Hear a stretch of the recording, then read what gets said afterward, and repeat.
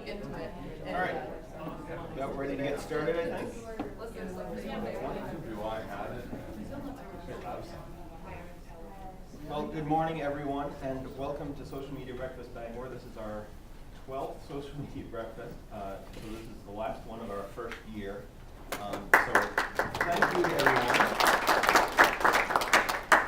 Thank you to everyone who's been here a lot. Thank you for everyone who's coming here for the first time, and spread the word. We got a lot more going in the year coming ahead. So stay tuned for that, and thank you guys for coming. It's been really fun. If you're on Twitter, use the hashtag SMBBGR to chat about what's going on and hear what other people are saying. You can follow along live with that at our website, smbangor.org. We also have an email newsletter so you can stay up to date on the latest event announcements. Make sure you don't miss the upcoming events, upcoming breakfasts. That too is at smbangor.org. It's free, and it's we don't pester you too much. A couple of announcements. I was hoping Javon would be here, but he's a slacker, so. Oh, here we go. Right on cue. Look at him. Perfect. So there have been rumblings of a Business Expo Eve party. I'm not sure what state that's in right now, but Maine. Gonna have Ron, B. Rich Brooks, and a couple other people we're thinking. I don't know. Do you have any more info on it, or are you just like throwing it out there? And yes. Okay. That's that. We also have Social Media Breakfast Central Maine, which is May 15th. It's going to be about text message marketing and mobile apps. Our own Kelly Codio is going to be one of the speakers. I might be there too. I'm hoping. Okay. But that's going to be in Waterville this month. I went down last month. It's a really good group. It's a little smaller than here. It's free. You order your own breakfast, so you can get whatever you like. And if you want more information on that, it's facebook.com/SMBCme or SMBCme on Twitter. Our presenting sponsor once again this month is Husson University. We want to thank them for both having us here and for sponsoring. I think Kristen has a couple of things she'd like to say this morning about what's going on here. Thank you. Sure. So good morning, everyone, and welcome again to Husson University. As always, we're really pleased to be hosting the breakfast, and we're very happy to have you here. Last month, I spoke quite a bit about our Gracie Theater and some of the upcoming performances that we we're going to be presenting just to close our performance season. And the season has closed for the Gracie Theater, so. And we are still in the process, of course, as always, of recruiting for our MBA programs in particular right now. If anyone is interested in obtaining information on any of our graduate programs, including our on-campus and or online MBA programs, please feel free to let me know. I'm always available to meet downtown for coffee to discuss the programs. It gives me the opportunity to get off campus for a little while during the day. But I also just wanted to mention today that what we do have going on campus this summer would be our summer courses. So we're currently registering students for summer courses. Summer courses actually begin mid-May and end of May, so you do have time to register. If you'd like information regarding taking a summer course or two, either online or on campus, please also feel free to let me know. I'd be glad to give you the information you need in order to sign up. So again, we're really pleased to have you here today, and enjoy the breakfast. Thank you, Kristen. All right. So thank you to Husson. Thank you to also to our social media partners who also help us keep on going. We have Eastern Maine Community College, Anna Levesque, Stephanie Interactive Media, and GWI. So thank you to all of them for their support. I want to single out GWI for a sec because not only is Trevor here to talk about search and everything, But you might have heard a little bit about what they're doing in Orono. We didn't plan this at all. It's just totally coincidental, and Trevor's had a busy week trying to cover all of this. But they're bringing gigabit Ethernet to the Orono Old Town area, which is really cool, especially for me since I live there. But he'll talk a little bit more about this, but it's a really great program partnership of the university and GWI and a couple other people too, I think. So it's been a really good program for them, and excited to get it going. So with that, I want to just introduce Trevor Jones, the Director of Marketing and Product Development from GWI.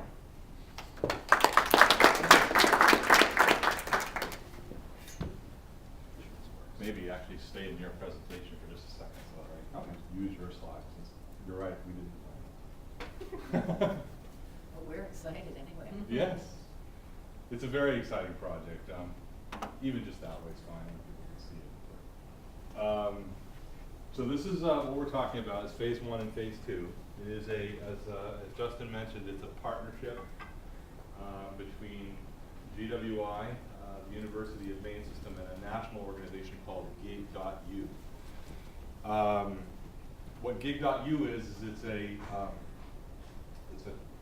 I guess the best word I could use is a consortium, sort of a loose consortium of land-grant universities that are trying to promote and foster the construction of gigabit networks in the communities surrounding their campuses.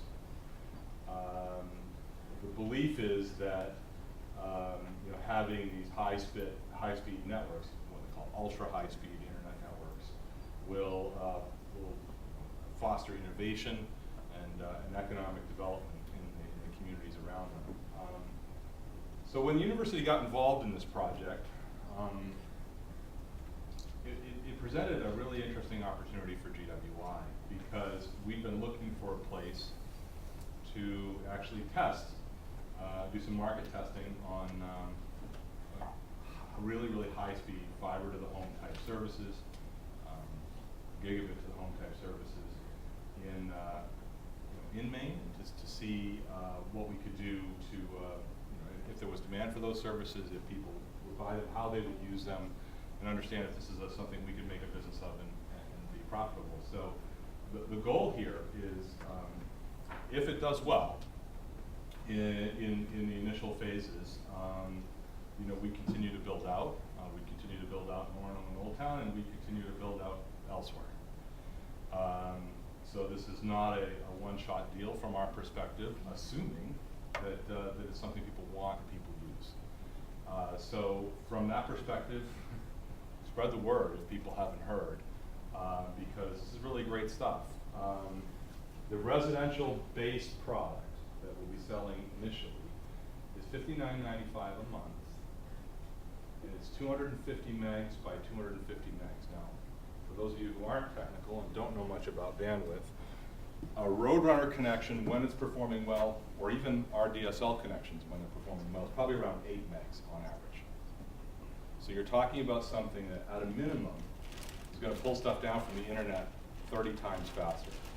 The difference is it's about like the difference between dial-up and the broadband you have today. So it's a really compelling product. It's also 250 megs out to the internet. So if you upload a YouTube video and it takes 3 hours, like my son does, when he does his guitar playing videos, not anymore.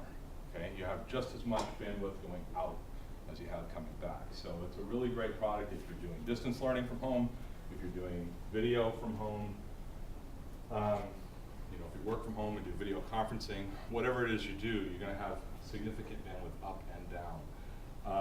We're also offering service to the business community on this network, so there'll be lots of opportunities for businesses, large and small, in both of these towns to connect. So that's what it is. Yes? I just have a quick question. How is that going to work for switches that are only 100 megabyte maximum? Okay, great question. Netgear just announced its new gigabit home switch, so you can purchase gigabit switches. Do you know what those products are on as far as price? you know, 'Cause unfortunately. I know the that- 100 megabytes are very common. Right. I just haven't seen the 250, so I'm just trying to, if we have the power, Right. if you're providing it, how do we buy a platform that's gonna be capable of handling it? No, that's a great question. Like I say, I don't know what the price points are for the home switches yet. I do know that Netgear just announced that they give a home switch, like last week.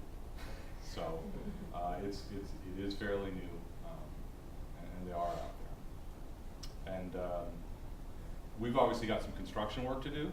Our target is to have service available around, on some of the first legs, the first routes in phase 1 by the start of the academic year, by the time students come back. In particular, Park Street in Orono, we've already got customers on Park Street, we've got to get it built. So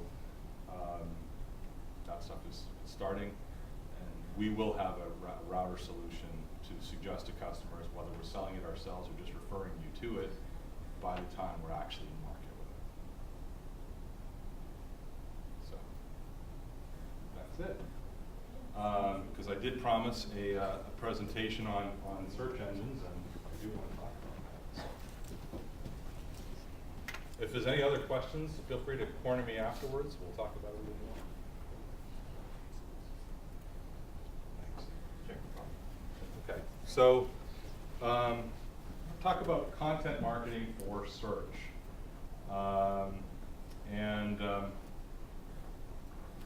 Really, you know, I think, first of all, I'll tell you a little bit about me. As Justin said, I'm Director of Marketing Product Development for GWI. I've been in telecommunications longer than I care to think about. I am a Bangor transplant, Southern Maine, from Bangor. I grew up here. I actually used to swim at the pool over here for Bangor High School in the 80s. My Twitter handle's right there. And you can find me on LinkedIn as well. I love the outdoors. I'm an Eagle Scout, and both of my sons are in Scouts, so we do a lot of camping, a lot of stuff like that. Very into technology, obviously, being in my line of work. Social media, and also I'm passionate about music. So, as you may have gathered from my comments, my son's a guitar player. I play bass, and I'm great with rock music trivia, so quiz me later. GWI, for those of you who don't know who we are, we're a Maine-based communications company. Been in Biddeford since 1994. We provide internet access, phone service, cloud computing solutions for home and business. We will be serving 60 communities throughout Maine, really from Madawaska to Kittery. We also serve a few locations in New Hampshire, but it's a very small presence in New Hampshire. Really a Maine company. There's our URL. Twitter handle for GWI is GWI Maine, and our other URLs are there too.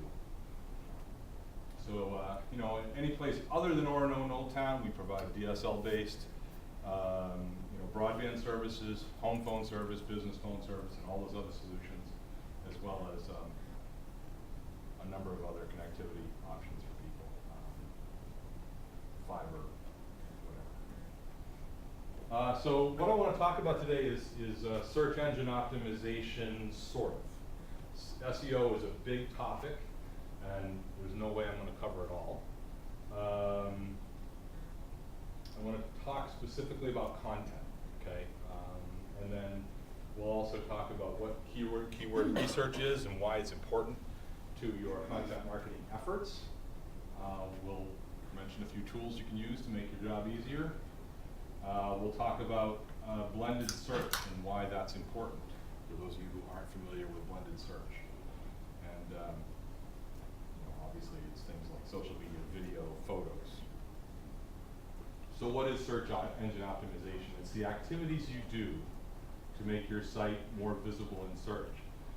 And at a high level, search engine optimization really comes in, there are really two elements. There's what we call on-page SEO and off-page SEO. And the stuff in bold is what we're really going to focus on today, but when we talk about on-page elements, we talk about things like meta tags and the way your page is built, making sure your page is readable to the search engine. We want to be careful about things like JavaScript and embedding text and images because search engines can't read them. So that's one element. Keyword optimized content is a really critical one that we're going to spend time on today. Those are things like headers, text, and photos. Internal linking, okay, that's another important one that we'll mention. Sitemaps are another thing you do for on-page. So on-page is the stuff on your actual web page that you have control over. The other element's off-page SEO, and I'm not going to talk much about that at all, but I will say what it is. It's a process called link building, okay, where you Google ranks sites higher that have more links going to them, okay? So building relationships with other websites and building links back to your site drives up your search results. And there are lots of ways you can do that, okay? For instance, press releases are a great way to do that. But that's, again, not a main focus today, although social sharing, which is something we're all interested in being, in a social media breakfast, social sharing is an element of kind of off-page SEO, where you're trying to, get your customers to share your content. This quote, I think, I heard it the first time at Social Media FGW last fall. I'm sure it's been around longer than that. Content is king, links are queen, and likes are the new links. So really, if you look at the way Google ranks searches, the most important thing is what you've got on your site, your content, keyword optimized content. The next thing after that is links, building links, and the last thing is what will be taking over for links in terms of relevance of content is likes. So the keyword is, this is all really about keywords and how you optimize for keywords. So what is a keyword? It's what your customer types into Google to find you. I'm saying Google, I mean they can obviously punch it into Yahoo or Bing, right? But Google is 2/3 of search today, roughly. So we're going to focus on Google. Keyword phrases come in two flavors, I guess. We'll generically call them two flavors. There's what's called short tail phrases and what's called long tail phrases. Think of it this way. A short tail phrase might be cupcakes, right? So you're hungry, you want something sweet, you're going to look for cupcakes. Well, you can get all kinds of things if you just do a search for cupcakes. So it's generic. It's sort of the top of the sales funnel, right, item for a customer. They're just interested in cupcakes. They don't know what they want to buy yet. These words are short. They'll generate the most traffic if you rank for them. They are, though, highly competitive and hard to rank for. In the case of cupcakes, Hostess probably has an edge on you, right? And they tend to be, research-oriented and have lower conversion rates. What I mean by that is customers early in the sales cycle, they're not going to buy as a result of a short-tail phrase, probably. They're just trying to learn. And you may not want to learn much about cupcakes, but think about broadband service, things that we might be offering, more technical products. Long-tail phrases are more specific, 3 or more words. So they're flavors, they're brands, they're features, price points, colors. They're red velvet cupcakes with cream cheese frosting, which sounds really yummy. They might be geo-targeted. This is one that I'm really fond of, geo-targeted keywords. Red velvet cupcakes with cream cheese frosting in Bangor, Maine. Okay. In most cases, they're less competitive.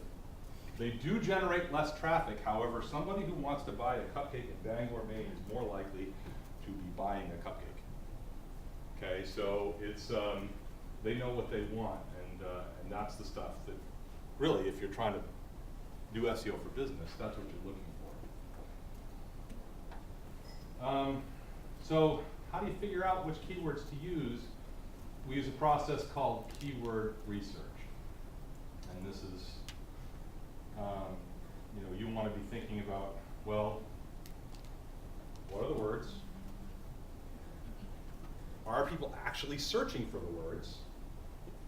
How competitive are the words? and you want to be thinking about conversion rates. How likely is a customer to actually buy? So the first thing you got to do before you start the keyword research process is you got to build a list.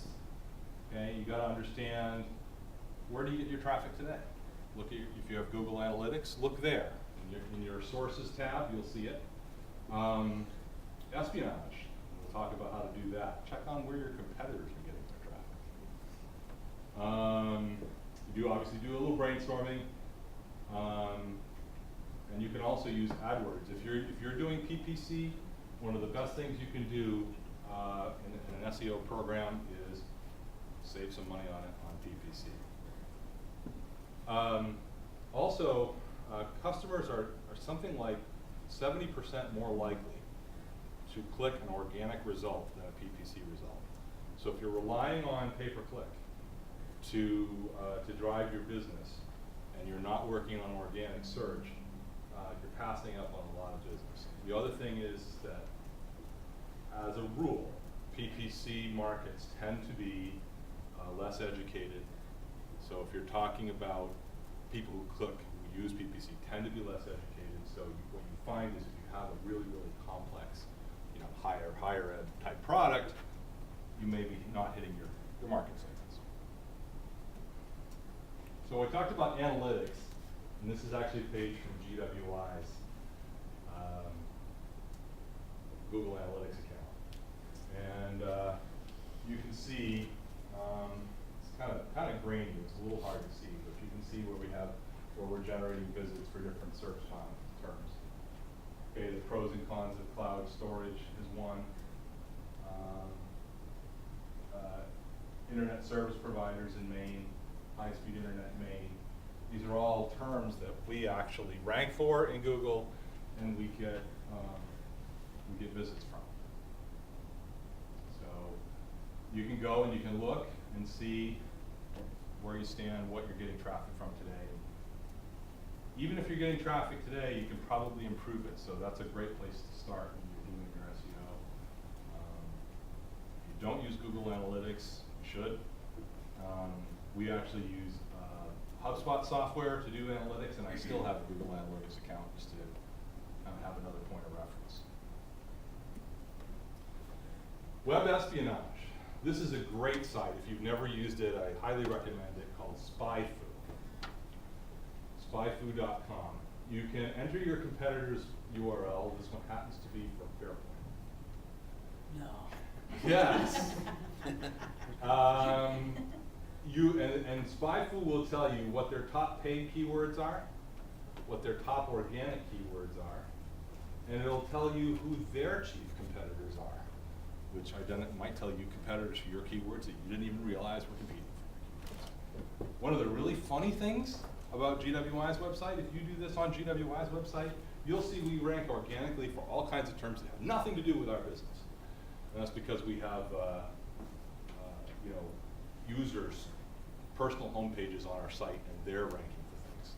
And so it's a little bit funny, it's a little bit cloudy to see ours. So it's not perfect, but it does give you a great idea about what words other people are getting business from that you might want to get business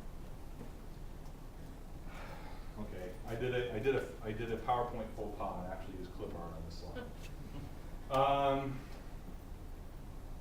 So the other thing is obviously, brainstorm. Just sit down with, a couple of your business associates and think of every possible keyword combination that you think of. Okay, write them all down. Ask friends, use a thesaurus, whatever it takes. And there is an easier way, and I will get to that. And also, what are you paying for with AdWords? We mentioned that. Savings opportunities, and you can get better results. The next step is to prioritize your list. Okay, and here I'm showing HubSpot's keyword grader. Okay, this is tool right here. But if you have a keyword research tool, basically keyword tools are tools that help you with this process. Okay, so if you have a keyword research tool, take all those phrases you entered and plug them in. Keyword grader, for instance, tells you, I'm trying to remember the column headings, This is, I think, let's see, this is the, your current rank in Google. Okay, and you can see that, for instance, for the 3-ring binder, we rank 4th. For internet service in Maine, we rank 1st. Okay, so you can see that. This tells you the daily search volume. Okay, so you know how many times that term is searched for each day. There's also this one here is, I believe, a competition score. Okay, competition score is important. If this number is lower, that means your chances of actually ranking in Google for that number are better. Okay, if that number is a 99, if it's close to 100, good luck ranking for that number. It's going to be really, really hard. If, on the other hand, it's low, like you can see a lot of these are in the 20s and 30s, then that's something fairly easy to do. It's a good use of your time to try and rank for that phrase, if their search volume and the number's low. The competition score is low. And so that's some idea. Some of the other, this is like campaigns, this number here, because I can organize my keywords into campaigns so that it makes it easier to keep track of them. So there is some other stuff, and I think one of these is, one of the columns is how many search visits I've had. That might be that first column, actually, number of visits to my site from that keyword phrase. So I apologize because I don't have the headings there, and it's a little grainy, but that's what a keyword tool will do. So you look at that and you prioritize based on low competition score, high volume, and traffic. Okay, and then there are a couple of, this is a paid tool, HubSpot's Keyword Grader. Also, SEO Moz has a good keyword research tool that you can use. It's fairly affordable. So there are free tools as well. And, so that's part of this slide here. So if you don't have something like Keyword Grader, how do you do that? How do you determine what your priorities are for keyword ranks? Well, first thing I would do is log out of Google. Clear your cookies in Google. Okay, Google personalizes search. If you have cookies in there, if you're logged into Google, they're going to give you what they think you want, and you're not interested in what they think you want. You want to know what the average person is going to see. Search for each phrase that you identify. Kind of a manual process. Note your position and your position of your competitors in Google. Okay. If you're in the SERP but not in the top 3, it's a good place for you to spend your time. Okay. The top 3 search results get 58% of the traffic. Okay. So if you can move up, it's a good idea to spend time kind of generating content, building links around that content. It's much easier to move up in rank than it is to rank for the first time. So that's a good place to start. If you're not in the SERP, if you're not in the search engine result at all, I'd start by using a free keyword research tool to determine search volumes, and here are 2, Keyword Discovery and Word Tracker. Both of these sites have both free and paid versions of their tools. The free version, if you punch in cupcakes, it will spit out a list of about 30 variations on cupcakes, 30 long tail phrases based on cupcakes. And it will tell you what the search volumes are for each of those phrases. You don't get the competition score, but it at least gives you some new ideas about keywords and what the volumes are. Word Tracker, same thing. And each one of these, once you pay for it, they'll give you competition scores and all kinds of other great data. And then it's time to start generating content for these data. We want to focus, obviously, on light search volumes and long tail phrases. And the reason I say that is if you don't know what the competition scores are for these phrases, we do know that long tail, low volume phrases will have less competition. That's just the rule of thumb. So now you know what your keywords are. You've identified your list of keywords that are going to generate search results for you and that you can rank for. The next thing you want to do is start creating content. More pages on your website is better, period. Okay? The more content you have, the better you will do in Google. So that means that two of the most important tools in your search engine optimization toolkit are a blog.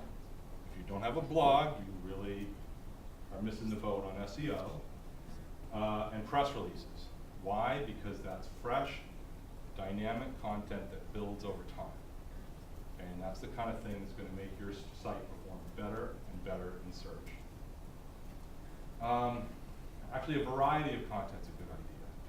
I could spend a whole session just talking about blogs and writing blog content, but a variety of content is a good idea. And just in terms of what you're writing in your blog, if you're blogging, but also other multimedia forms of content. We'll talk about why in a second, but obviously videos are really fast growing. A lot more people are watching video online than reading stuff. People don't like to read online, really. Photos, really powerful.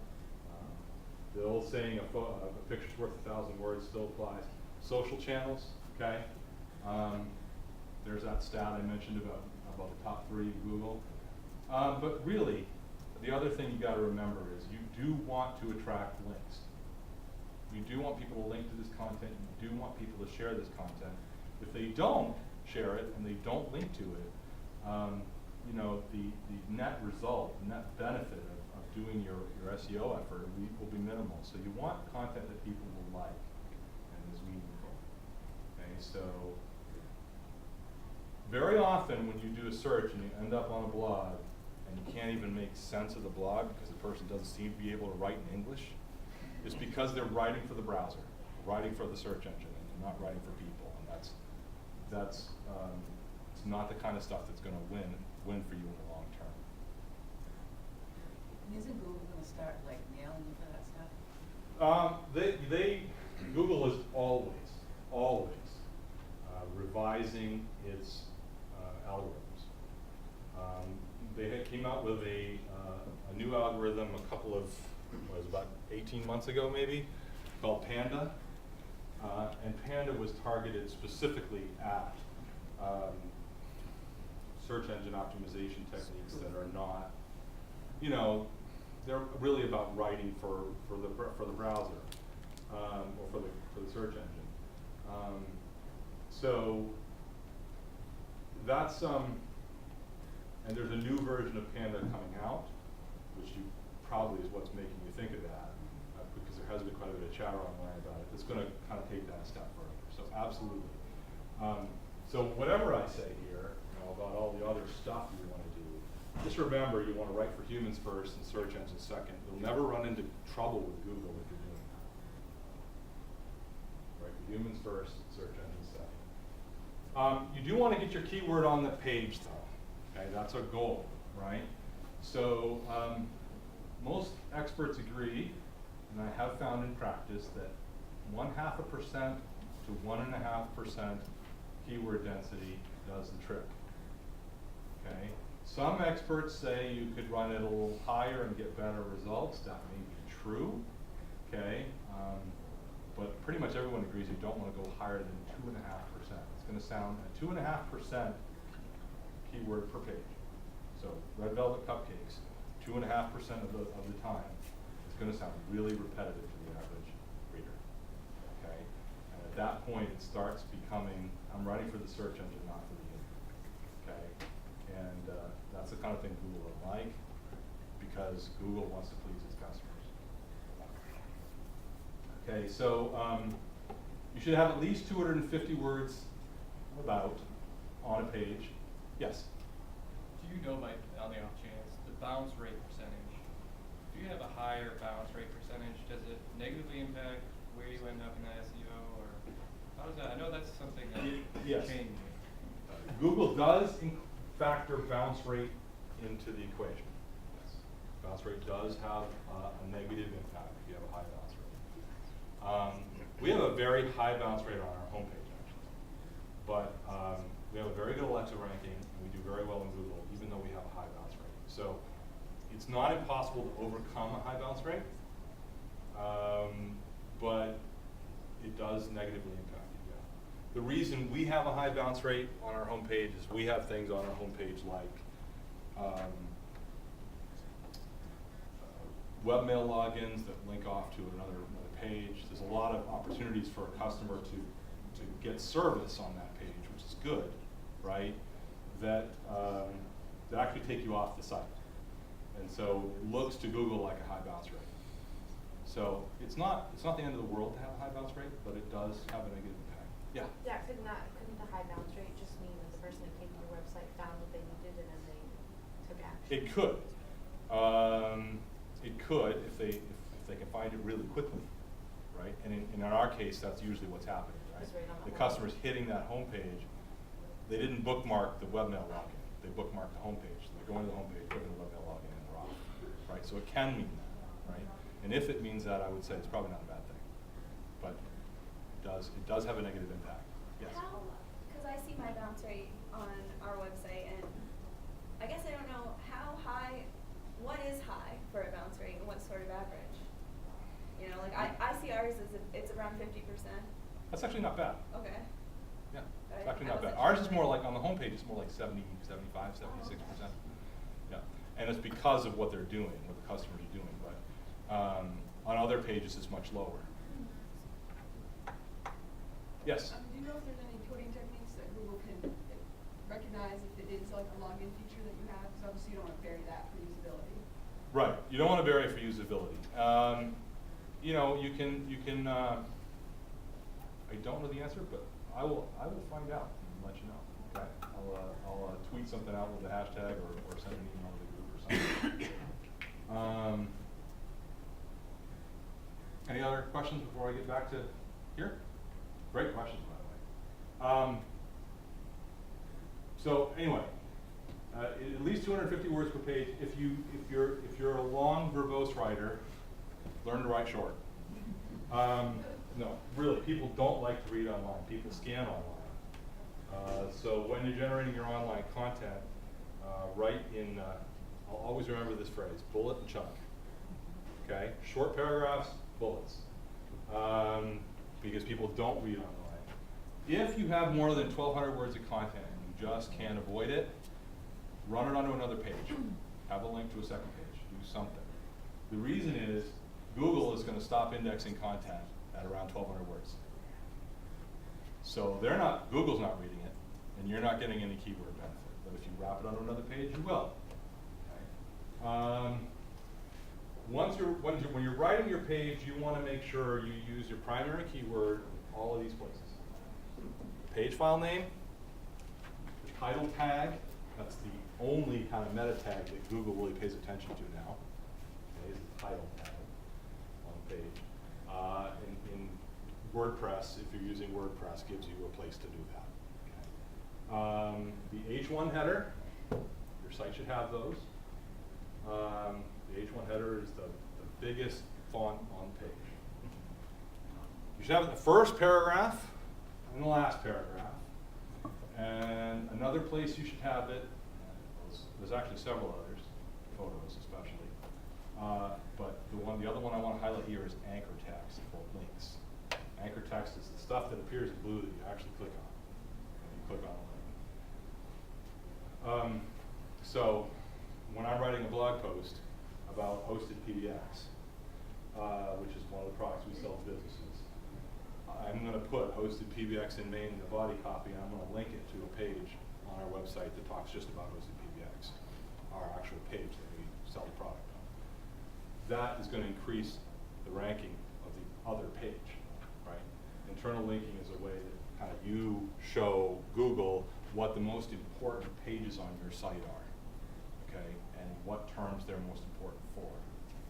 So internal linking is really important. I try to have 3 internal links on every blog post if I can, okay, and hopefully going to different pages of the site with search terms I'm optimizing for. All right, So next we're going to talk about blended search for a second. Blended search it used to be new. It's not really new anymore. It's been around a while now. But when you do a Google search, here's your cupcakes in Bangor, Maine. Okay. You'll see the first place Google takes you to usually is everything. And the everything result is really what we're talking about when we talk about blended search. And you can see Google gives you a few other choices, right? So everything is going to give you pages, it's going to give you pictures, it's going to give you videos, blogs, shopping, social sites, all kinds of stuff. What sorts of tools do you want to have in your social media toolkit to do blended search, to optimize for blended search? Well, you want to have YouTube in there. You absolutely want to have YouTube there. Picasa web albums is a great idea for pictures. Pinterest is also good. Google likes Google. So Picasa is still a great place. Blogs, and your blog should be on your domain if you can. If you can't, I would use Blogger. Google likes Google. Google Places, great place, because they do show maps in blended search. And other social channels that you might have, any social channel. So this is why blended search is important. This SERP right here is the one that got me interested in this topic. I was at an American Marketing Association training in New York City, and the instructor showed this search. So this is a fairly obscure product called an anvil cover. If anybody knows anybody in the paper industry, the people in the paper industry know what anvil covers are. The rest of us have no idea. Okay? So it's a fairly specialized search, but this company called Q has the first position and the second position. That's the most you get. Google only gives any given site 2 positions in search. But if you look down here, these pictures are all pictures from Q. And this YouTube video is also from Q, and they get all kinds of business from this. So all of a sudden, Q now owns 4 positions on the first page of Google. 4 positions above the fold on the first page of Google. Really, really powerful stuff. So Google only allows 2 sites in organic listings, but it is possible to dominate the first page of the SERP. Here's a GWI result for hosted PBX in Maine. We have first and second positions, and we have 3 YouTube videos. Yay. So that is just how powerful this stuff is, right? 2 of our competitors, 2 of our biggest competitors are OTT Communications and Unified Technologies. Unified happens to be this case study right here. OTT isn't even on the page. So that's what this is so powerful for. It not only makes you more visible, makes your competition less visible. This is really powerful stuff. So how do you optimize for blended search? Well, really I should have talked about photos back when I was talking about pages, but I didn't want to repeat myself. Photos are really important. You want to, same as anything else, you want to keyword optimize your file names, your alt tags, and your captions if you use captions, and you should. It's an opportunity to keyword optimize photos. Remember, Google can't read photos. Your YouTube videos, you want to make sure you're keyword optimizing your titles, your descriptions, and your tags. And many people don't know this, but you can actually upload a transcript of your video. It's kind of hidden. You have to dig for it a little bit, but it is there. You can upload that transcript so that Google sees all the content that's in your video. There is some evidence out there that Google is listening to your videos, though, and they do know what you're talking about. So make sure you're talking about what's in your script.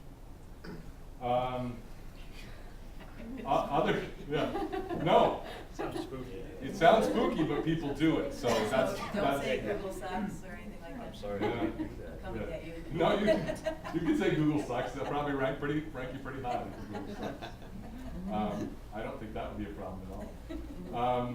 You also want any social channels you want to keyword optimize. I would even go so far as to keyword optimize your tweets. Google used to rank tweets really, really highly. They actually had an agreement with Twitter to do that.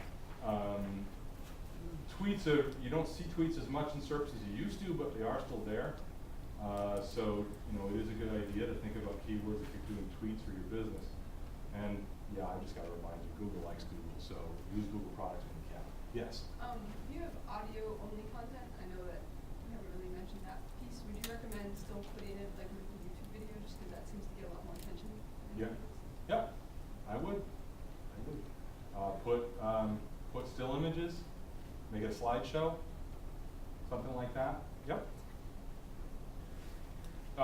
Google videos, by the way, I mean, I think most people know this, right? I'm not talking about YouTube necessarily today, but 2 minutes is good. We did a bunch of customer case study videos that were 8 to 10 minutes long. I broke them into a bunch of 2-minute chunks because it gives me an opportunity to keyword optimize each chunk and rank for different phrases, as well as most people aren't going to pay attention for more than 2 minutes. So why do you optimize photos? This is really interesting, okay? They do increase the keyword density on the page. So remember I said I should have talked about it before? All those keywords that you're putting on that photo, it does make your page rank higher. But also, photos come up in search on their own. Now, we don't have any kind of thing like, you saw that envelope covers one where they showed the photos in the first page of the search. I don't have any examples of that at GWI. But I will tell you that this page, which is the photos page for hosted PBX in Maine, this,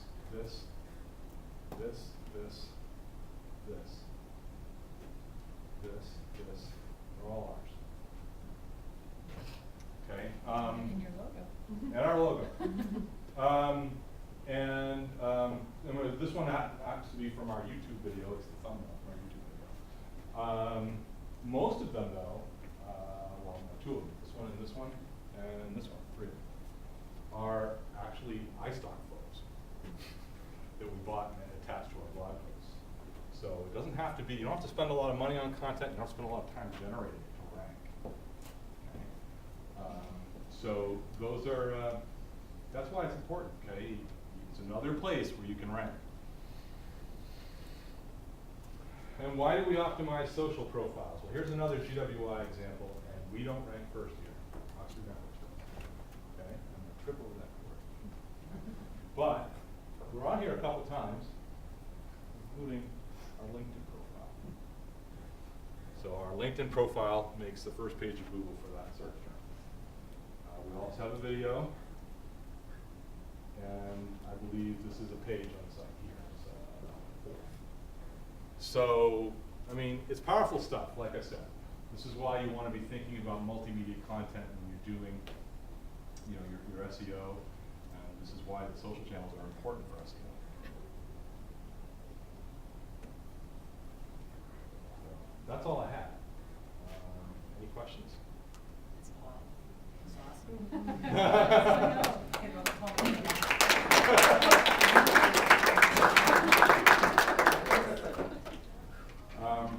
Really, it's a huge topic, and we could talk about it all day.